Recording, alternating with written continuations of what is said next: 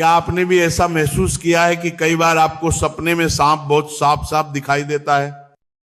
उसका रंग, उसकी आंखें, उसकी चाल, सब कुछ बिल्कुल तेज और स्पष्ट।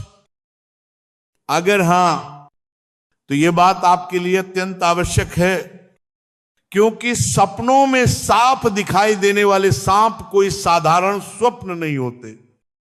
इनके पीछे बहुत गहरे अर्थ छिपे होते हैं। हमारे प्राचीन ग्रंथों, पुराणों और ऋषियों की वाणी में इन संकेतों का विस्तृत वर्णन मिलता है। सपने यूं ही नहीं आते। हर सपना आपके जीवन की किसी घटना, किसी बदलाव, किसी चेतावनी या किसी शुभ संकेत का दर्पण होता है। प्राचीन काल से नागों को बहुत पूजनीय माना गया है। नाग केवल एक जीव नहीं, बल्कि ऊर्जा, शक्ति और भविष्य के संदेशों के वाहक माने जाते हैं। इसीलिए जब सपने में नाग आता है तो वह कभी खाली नहीं आता। वह हमेशा कोई ना कोई संदेश लेकर आता है।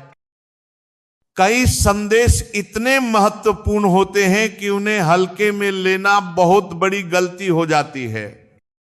इसीलिए अधूरा ज्ञान हमेशा नुकसान करता है।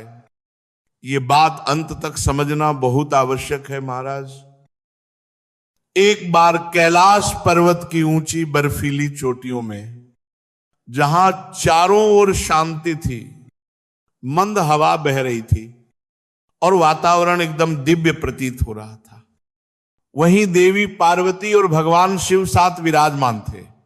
उसी समय देवी पार्वती ने शिव जी से एक चिंतन भरा प्रश्न पूछा, हे स्वामी, मनुष्य जो सपने देखता है उनका क्या अर्थ होता है? क्या सपनों के पीछे भी कोई संदेश छिपा होता है? भगवान शिव मुस्कुराए, पार्वती जी की ओर प्रेम से देखा और बोले, हे देवी, सपने मन का आईना होते हैं। हमारे अवचेतन मन में जमा भावनाएं, डर, इच्छाएं, अनुभव और छिपे हुए विचार जब बाहर आते हैं तो वे स्वप्न के रूप में प्रकट होते हैं। हर स्वप्न का एक अर्थ होता है। कई बार आने वाली घटनाओं की झलक भी सपनों में दिखाई देती है। कुछ सपने चेतावनी होते हैं, कुछ आशीर्वाद। पार्वती जी ने फिर पूछा, हे नाथ, यदि सपने में सांप दिखाई दे तो इसका क्या अर्थ होता है? क्या यह कोई विशेष संकेत है? भगवान शिव ने गंभीर होकर कहा, हे पार्वती, सपने में सांप दिखना अत्यंत महत्वपूर्ण संकेत होता है। ये आने वाले समय के रहस्यों को खोलता है। इसे समझाने से पहले मैं तुम्हें एक पुरानी कथा सुनाता हूं। इससे तुम्हें पता चलेगा कि क्यों कुछ लोग बार बार सांप का स्वप्न देखते हैं और ये उनके भाग्य में क्या परिवर्तन लाता है। पार्वती जी बोली, हे स्वामी, मैं कथा श्रद्धा पूर्वक सुनूंगी। शिव जी कथा कहने लगे, बहुत पुराने समय में एक महान राजा हुआ करता था, देवदत्त। वह केवल बलवान नहीं था, बल्कि धर्मात्मा, सत्यप्रिय और अपनी प्रजा के लिए पिता समान था महाराज।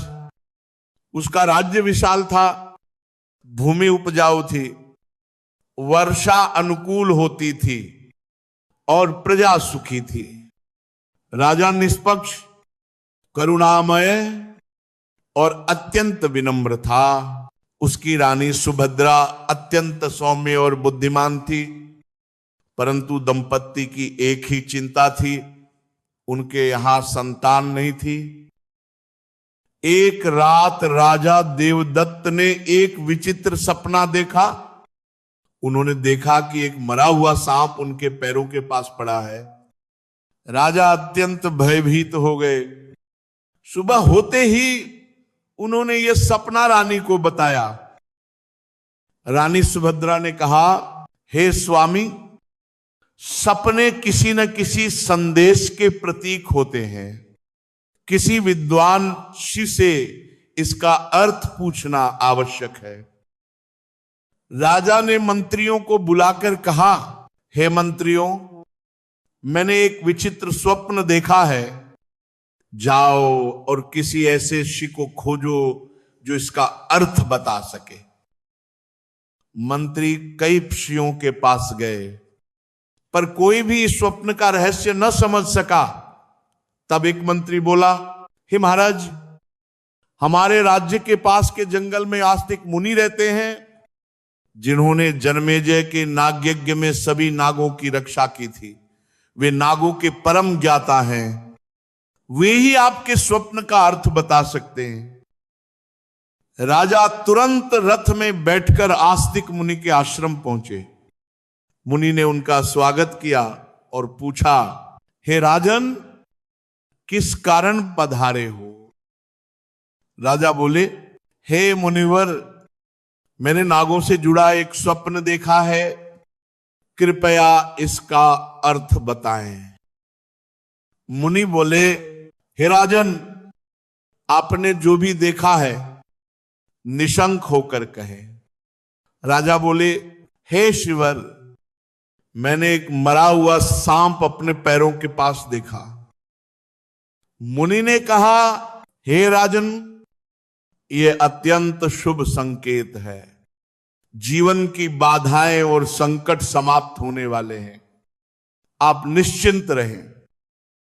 कुछ दिनों में राज्य के सभी संकट समाप्त भी हो गए। राजा प्रसन्न हुए। अगली रात राजा ने एक नया सपना देखा। वे एक बड़े सांप को पकड़ रहे थे। राजा फिर मुनि के पास पहुंचे। मुनि बोले, हे राजन, सांप पकड़ना धन की प्राप्ति और सही उपयोग का संकेत है। कुछ दिनों बाद राजा ने बड़े युद्ध में विजय पाई और धन बढ़ा। तीसरी रात राजा ने उड़ता हुआ सांप देखा। मुनि ने कहा, हे राजन, यह उन्नति, प्रगति और तेज उत्थान का संकेत है। चौथी रात राजा ने बार बार काला सांप देखा। मुनि बोले, हे राजन, यह कालसर्प दोष का संकेत है। राजा ने उपाय किया और दोष शांति से दूर हुआ। पांचवी रात राजा ने हरे रंग का सांप देखा। मुनि बोले, हे राजन, यह शुभ संकेत है। कोई मंगल घटना निकट है। छठवीं रात सफेद सांप देखा। मुनि बोले, यह धन प्राप्ति का संकेत है। सातवीं रात राजा ने देखा कि एक सांप डरकर भाग रहा है। मुनि बोले, हे राजन, यह शत्रु द्वारा धोखे का संकेत है। कुछ दिनों बाद मंत्री ने राजा को धोखा दिया, पर राजा बच गए। आठवीं रात सांप ने राजा को काटा। मुनि बोले, यह अशुभ संकेत है, रोग या संकट का सूचक। राजा बीमार हुए, पर ठीक हो गए। नौवीं रात राजा ने नागिन का जोड़ा देखा। मुनि बोले, ये पूर्वजों का संकेत है, कुलदेवी की पूजा करो। 10वीं रात राजा ने सांप के बच्चे अपने सिंहासन पर बैठे देखे। मुनि बोले, हे राजन, यह संतान प्राप्ति का शुभ संकेत है। कुछ महीनों बाद रानी ने पुत्र को जन्म दिया।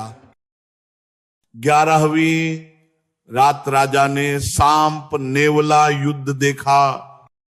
मुनि बोले, यह गुप्त शत्रु के उजागर होने का संकेत है। 12वीं रात सांप शिवलिंग से लिपटा दिखा। मुनि बोले, हे राजन, ये शिव कृपा और मनोकामना सिद्धि का संकेत है। 13वीं रात राजा ने देखा एक काला नाग उनकी छाती पर बैठा है। राजा भयभीत होकर मुनि के पास पहुंचे। मुनि बोले, हे राजन, यह मृत्यु का संकेत है। तुरंत शिव की शरण लो। राजा ने कठोर तप किया। शिव प्रसन्न हुए और बोले, हे राजन, तुम्हारी आयु बढ़ेगी, तुम सुरक्षित रहोगे। राजा का संकट टल गया और वे दीर्घायु हुए। कथा समाप्त होने पर पार्वती जी बोली, हे स्वामी, अब मुझे समझ आया कि स्वप्नों का कितना महत्व है। भगवान शिव बोले, हे पार्वती, हर सपना एक संकेत है।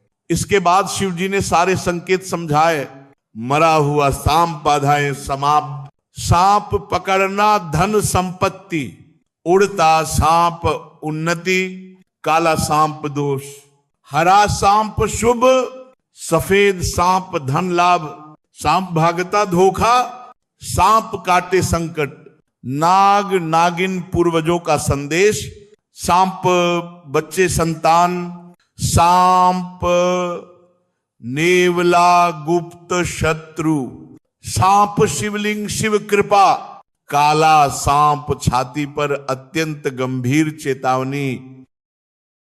इसी प्रकार देवदत्त की कथा से सिद्ध होता है कि हर स्वप्न एक संदेश लेकर आता है। महाराज राधे राधे।